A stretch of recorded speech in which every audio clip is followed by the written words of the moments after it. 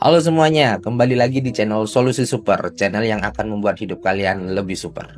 Oke, kali ini saya sangat senang sekali karena beberapa hari terakhir kemarin saya mendapat beberapa insight baru dari teman-teman di komunitas Steven juga, dan ada juga dari beberapa teman-teman dokter untuk membahas beberapa hal-hal yang kontroversial di Steven.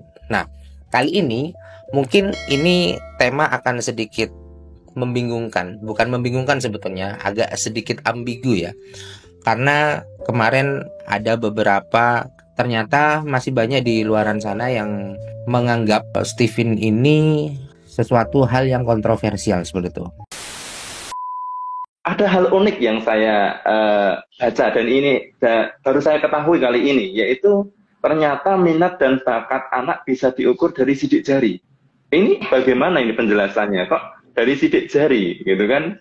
Biasanya kan kita punya sidik jari buat fingerprint absen aja. Ini kali ini buat mengetahui minat dan bakat. Sidik jari ini sifatnya kontroversial di tengah para psikolog ya. Galton sendiri, Sir Francis Galton, itu sudah ada bukunya dia tahun 1888 kalau nggak salah tentang fingerprints ya. Jadi dia melihat bahwa bakat itu bisa melalui sidik jari. Memang bakat anak itu kan setiap anak mempunyai bakat yang berbeda-beda. Tapi ternyata salah satu cara untuk kita bisa mengetahui bakat anak itu melalui sidik jari. Kalian pernah dengar gak tentang Steven? Nah, Steven ini sekarang lagi ramai dibicarakan. Dari pelajar sampai profesional, banyak yang ngomongin masalah Steven. Nah, tapi teman-teman tahu nggak? Steven itu ternyata ada beberapa mitos atau kesalahpahaman tentang Steven ini yang beredar di masyarakat. Nah, hal ini yang sangat bahaya menurut saya. Jadi, ada beberapa hal yang memang harusnya dipahami secara baik tentang Steven. Nah, di video ini saya akan membahas tentang 3 kebohongan Steven yang sering membuat salah paham orang. Nah, bagi teman-teman di sini harapannya jangan sampai jadi korban mitos dari Steven ya, atau korban dari salah paham dari Steven. Nah, maka dari itu tonton video ini sampai selesai, jangan di skip-skip ya.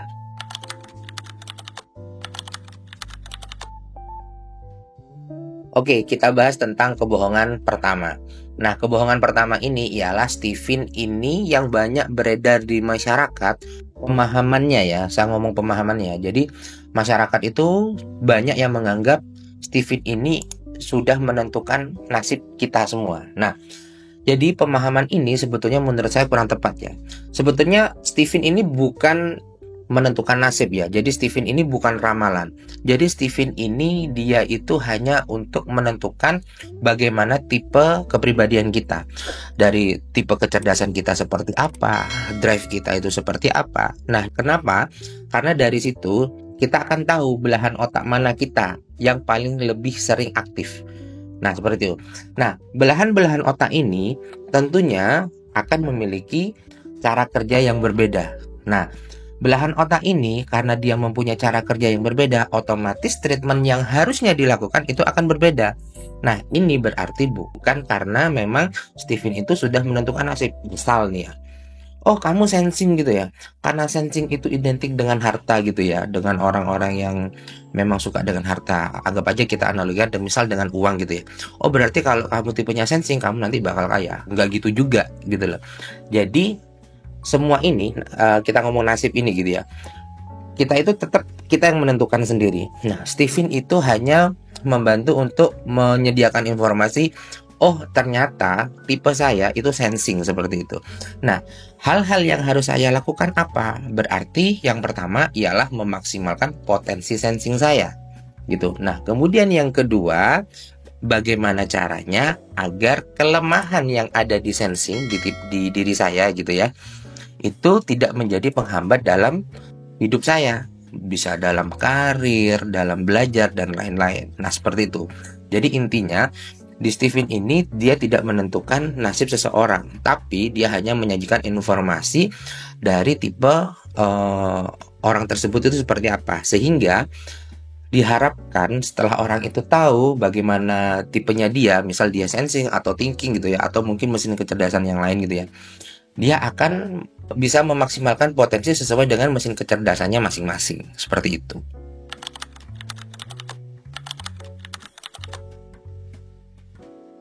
Oke, selanjutnya untuk kebohongan yang kedua.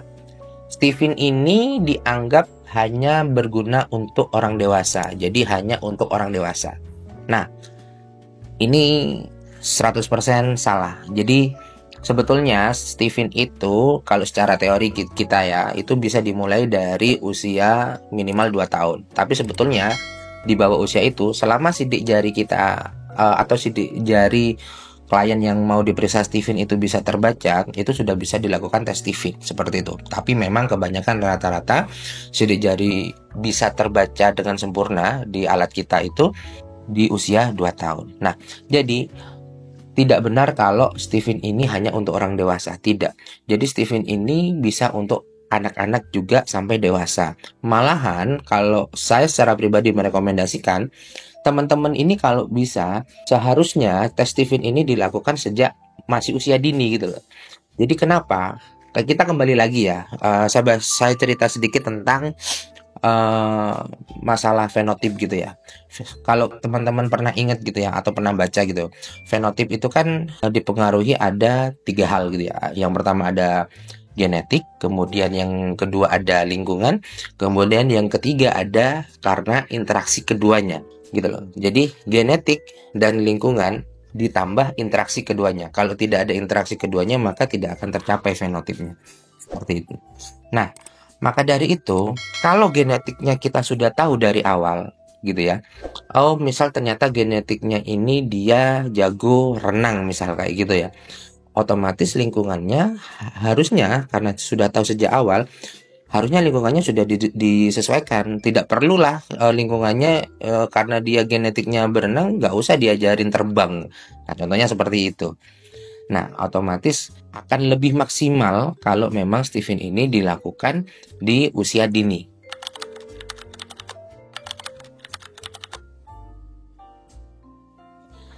Nah, kebohongan yang ketiga ini adalah Stephen mengkotak-kotakan orang. Jadi banyak yang berpendapat bahwa Stephen ini mengkotak-kotakan orang pada suatu tipe tertentu. Nah, menurut saya sebetulnya ini dari cara pandangnya aja ya. Sebetulnya itu Stephen itu sebetulnya bukan mengkotak-kotakan. Jadi Stephen ini hanya menyajikan informasinya pada beberapa orang atau pada klien-klien yang kita periksa itu memang ditemukan informasi dia belahan otak yang paling aktif itu yang mana. Nah, itu nanti disesuaikan dengan tipenya. Nah, jadi poinnya ini yang pertama untuk bisa mengenali dirinya sendiri gitu loh. Kenapa kok harus bisa mengenali dirinya sendiri? Karena dengan kita bisa mengenali diri kita sendiri, kita akan bisa memaksimalkan potensi yang kita miliki. Dan kita juga akan meminimalisir hambatan yang sekiranya akan berefek negatif kepada diri kita sendiri. Itu seperti itu.